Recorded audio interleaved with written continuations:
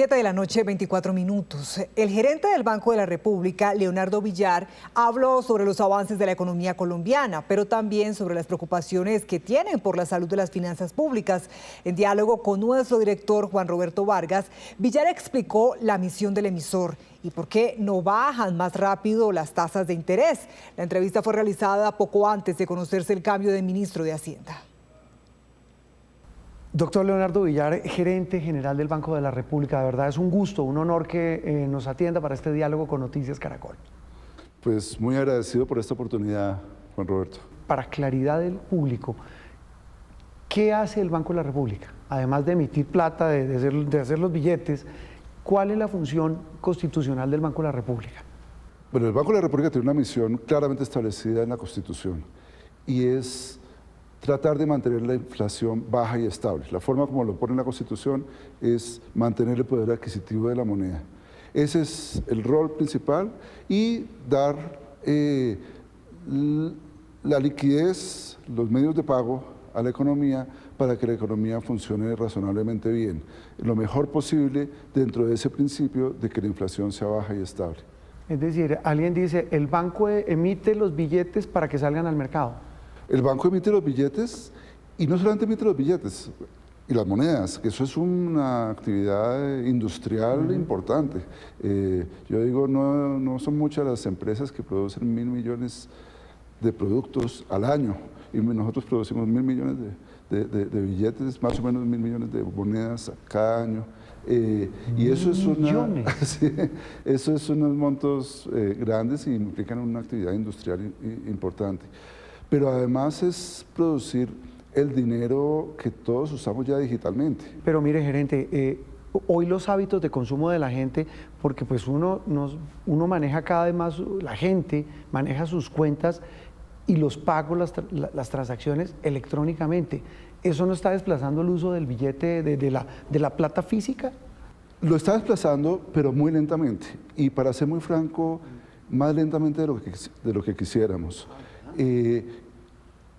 Colombia mantiene una presencia del billete físico, del efectivo, muy grande comparado con otros países del mundo. Es difícil saberlo, en parte es la informalidad que hay, en parte el efectivo genera una confianza en el público que debe reemplazarse por la confianza en las operaciones digitales. Pero lo cierto es que estamos avanzando hacia facilitar las operaciones digitales. Y uno de los avances grandes que se está haciendo es facilitar las transacciones inmediatas entre cuentas de diferentes bancos. De diferentes bancos. Hoy en día eso ya se hace para algunos bancos internamente entre el banco y sus entidades muy cercanas, pero la idea es hacer eso lo que llamamos nosotros interoperable, que una transacción entre cualquier par de bancos la podamos hacer para pasar una plata yo sé a través del celular. Y eso es lo que estamos construyendo a través de un sistema que llamamos Breve. Ajá, que es del Banco de la República. Y que es del Banco de la República, va a empezar a funcionar hacia mediados del año entrante, en el tercer trimestre del 2025, y con ese sistema va a ser viable que cualquier persona se pase dinero a otra. Ah, pero eso sí es una novedad, gerente, es decir, ¿y eso arranca cuándo? Eso arranca, digamos, para el público en general en el tercer trimestre del 2025. A hoy, gerente, cuando estamos cerrando este 2024, ¿cómo está la economía colombiana? ¿Cuál es el estado de salud de esa economía? Yo diría que es relativamente bueno. Relativamente es importante enfatizarlo, porque hemos pasado por un periodo muy complejo.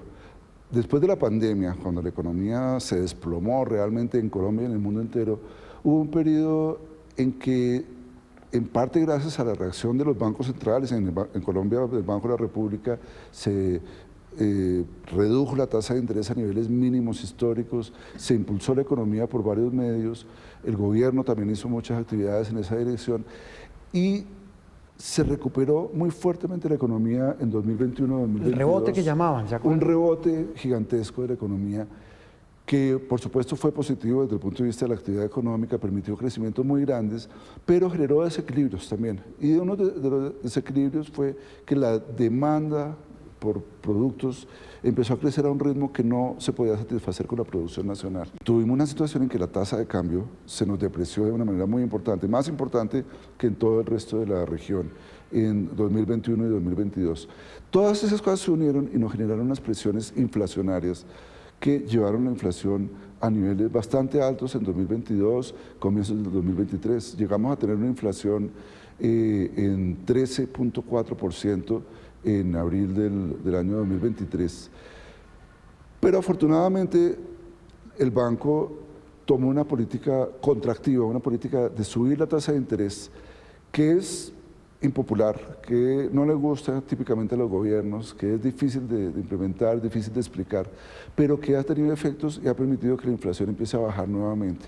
Desde abril de 2023, en un año y medio que ha transcurrido desde ahí, la inflación ha bajado desde 13.4% hasta 5.4%, 8 puntos porcentuales. Me llamó mucho la atención que usted dice la economía está relativamente bien. Cuando usted dice relativamente bien, ¿por qué lo dice? Lo digo porque esa subida de la tasa de interés, unida a otros factores, hizo que la economía empezara a desacelerarse. Hemos tenido crecimientos cada vez más altos.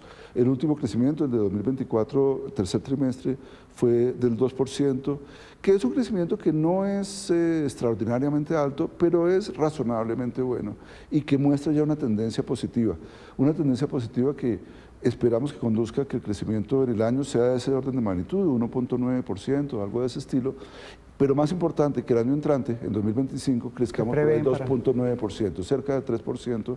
2.9 para el año entrante. Sí, que ya es un crecimiento superior al de muchos países de la región, es un crecimiento acorde con la capacidad de producción del país y por lo tanto es un crecimiento sostenible.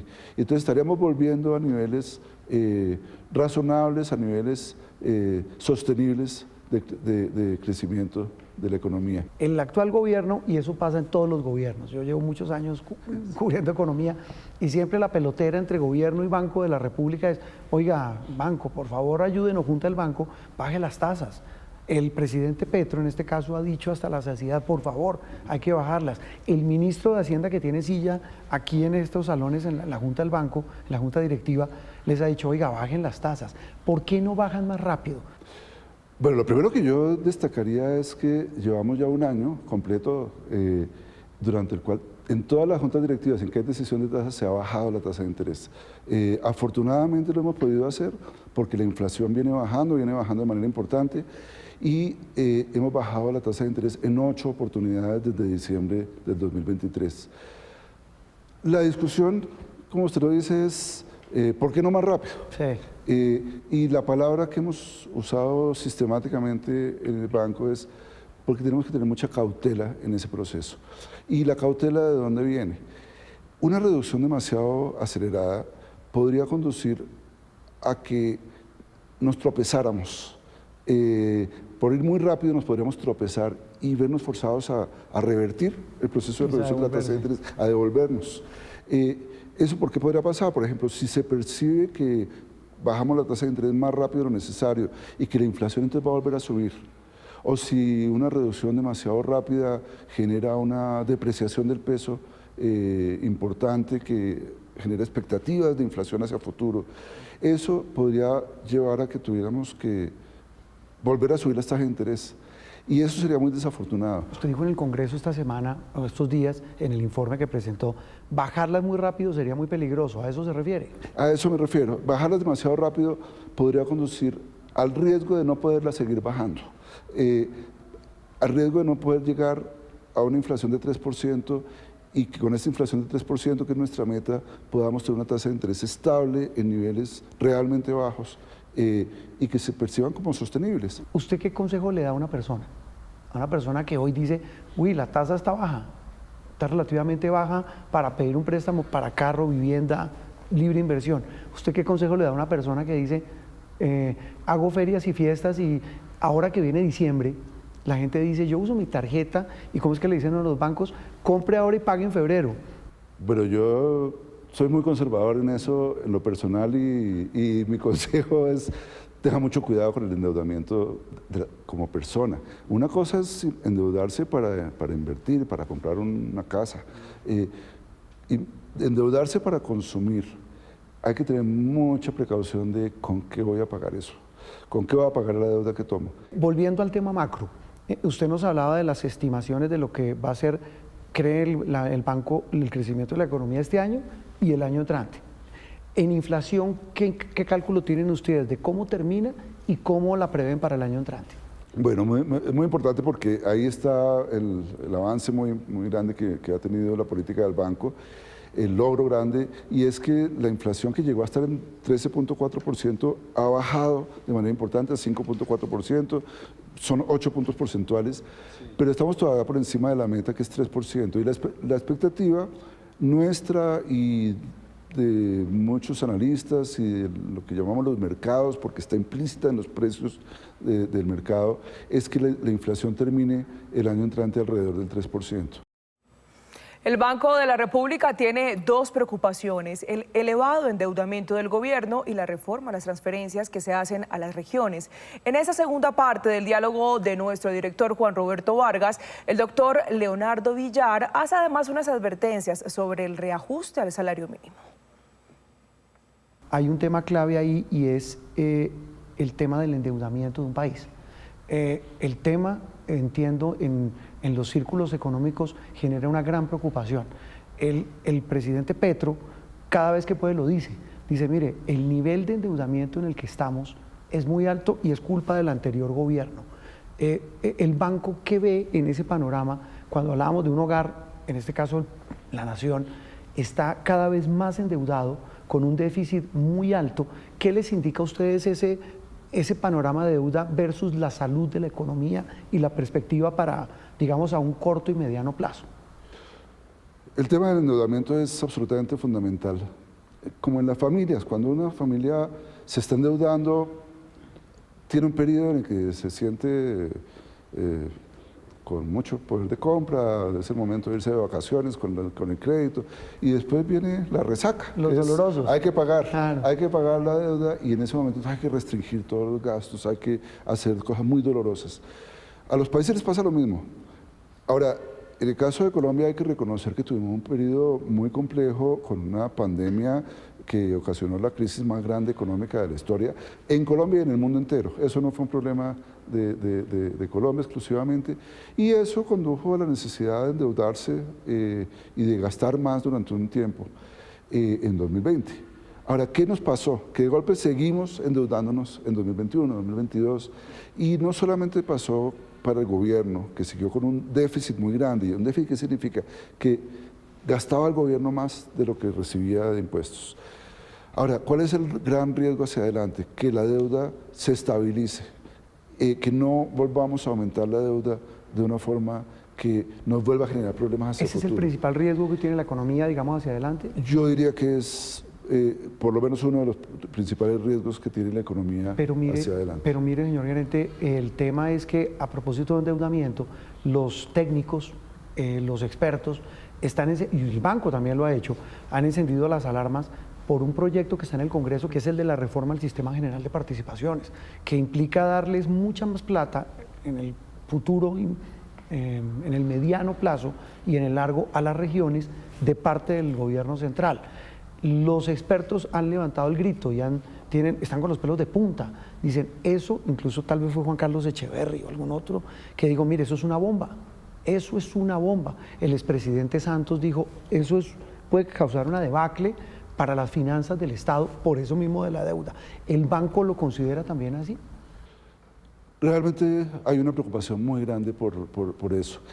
Y lo pongo en contexto. Tenemos una situación fiscal que había mejorado un poco, pero es muy vulnerable, y paradójicamente uno de los elementos que tenemos a corto plazo con la regla de transferencias a los entes territoriales actual, no con el cambio, es que está previsto con la regla actual que el gasto de transferencias en el Sistema General de Participaciones aumenta de manera importante en 2025 y nuevamente en 2026. Eso lo dice la regla. Y que el gasto en esas transferencias va a aumentar, lo cual es un esfuerzo muy grande para el gobierno nacional. En 2025, en 2026 se estabilizan niveles bastante más altos que los actuales. En parte, ¿por qué? Porque eso depende de los ingresos del gobierno como han crecido en los últimos 5 años, y han crecido bastante. Entonces, eso se va a transmitir a los entes territoriales. Hasta ahí eso es relativamente manejable y eso está incorporado en el marco fiscal de mediano plazo, pero con unos esfuerzos enormes para el gobierno que en parte explican por qué tenemos en 2025 un déficit desfinanciado. Un dato muy particular, para 2025 el gasto del gobierno en conjunto crece 3%, pero hay una parte que es que como la deuda aumentó y los intereses, la tasa de interés ha aumentado a nivel internacional, entonces tiene que pagar más intereses. Y otro pedazo, que las transferencias a los entes territoriales aumentan 16% para 2025. Entonces el gobierno, en el presupuesto actual, todo el resto de gastos tiene que bajar en términos absolutos. Y bajar el gasto es difícil, es costoso, se resiente, porque hay sectores a los que hay que decirles, no tengo plata para ustedes. Pues ya está pasando. Y está pasando. Ya está pasando. Y eso es lo que está implícito en lo que ya teníamos. Y sobre eso que teníamos viene un proyecto de acto legislativo que dice, no, eso no es suficiente, tiene que seguir subiendo. El gasto como porcentaje de Producto Interno Bruto en el Sistema General de Participaciones, o sea, en transferencias a los entes territoriales, en 2024 está en 4.2% del Producto Interno Bruto. Sí. Lo que hace el nuevo proyecto es obligar a que eso aumente a unos niveles que serían del orden de 7.2%, o sea, 3 puntos del PIB adicionales. Eso es un monto enorme, es un monto que equivale a pesos de hoy a unos 60 billones de pesos. Y lo que dicen es, pero consiga la plata para eso. Gerente, me quedan un par de temas. Se me olvidaba un cálculo. Empieza en este momento, en estos días, la puja, la de todos los años, por el aumento del salario mínimo. Sospechando por lo que usted ha dicho, que la Junta es muy conservadora, ya empieza esa puja, ya empiezan como a conocerse. ¿El banco qué cálculo hace, qué prevé o qué aconseja en materia de aumentos de salario para el año entrante? Yo no me atrevo a decir un número, y me parece que corresponda al banco decir un número, pero lo que sí me parece muy importante es el objetivo. No es subir los salarios nominales, el objetivo es subir los salarios reales. El año pasado se aumentaron los salarios en 12%, el salario mínimo en 12%, y la inflación va a ser poco más del 5%.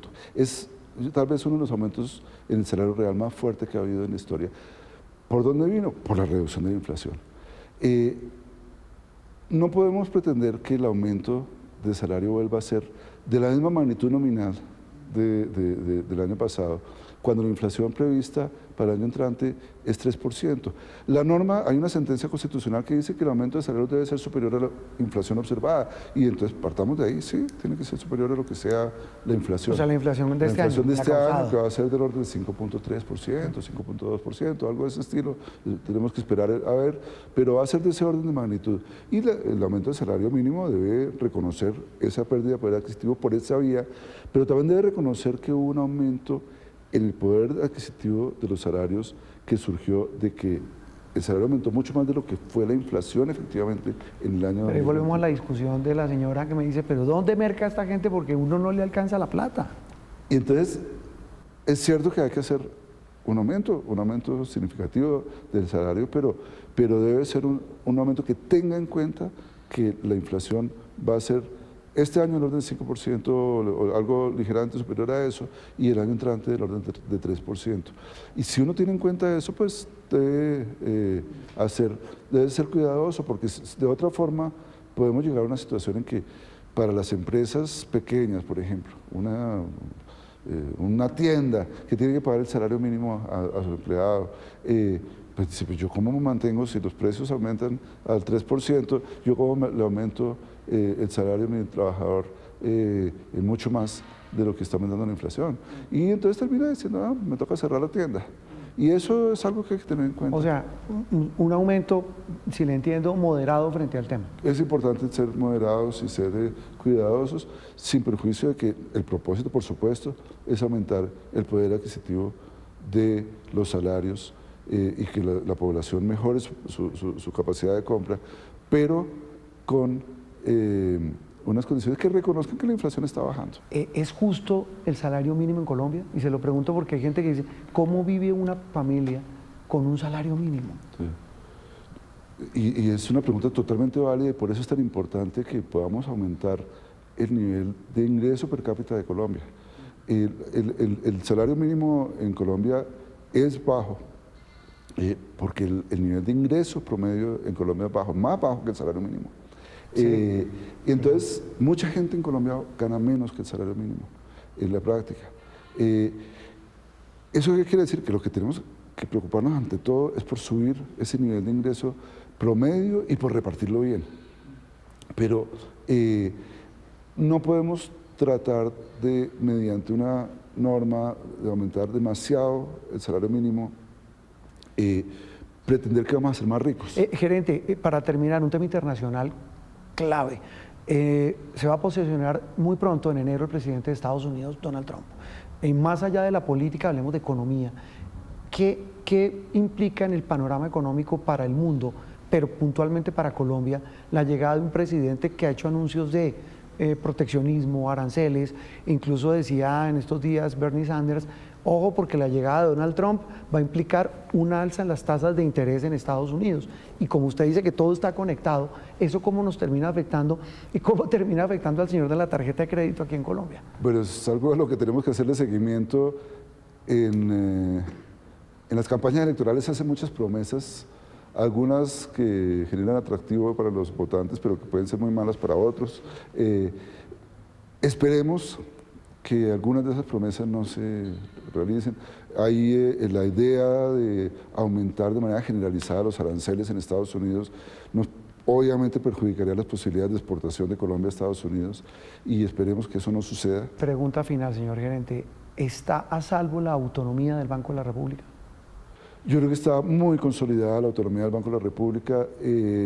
Es claro que desde que existe la autonomía ha habido momentos con todos los presidentes en que hay diferencias de percepción sobre lo que debe hacer el banco y lo que no debe hacer el banco. Si no hubiera diferencias, no habría necesidad de la autonomía. Simplemente la autonomía está para que el Banco de la República tome decisiones con una perspectiva de tiempo que va un poco más allá de la perspectiva de los gobiernos particulares. Y eso es lo que hemos tenido, por eso es normal que los gobiernos opinen a veces de una forma distinta a lo que está haciendo el Banco de la República, pero creo que eso es totalmente legítimo, es parte de la democracia y es parte de las normas que quedaron establecidas en la Constitución. Si lo entiendo en términos coloquiales, pueden decir hasta misa, como dicen las señoras, pero el banco hace lo que la Constitución le dice. El banco oye mucho las posiciones y las evalúa permanentemente, pero en última instancia tiene que hacer lo que considera que es más acorde con el mandato constitucional. Pues doctor Leonardo Villar, gerente del Banco de la República, de verdad un gusto por este extenso diálogo de la economía, del bolsillo, del estado de salud de la economía del país y del papel clave que cumple el Banco de la República en toda esta ecuación. Muchas gracias por habernos atendido. Pues muchas gracias por la oportunidad nuevamente, Juan Roberto.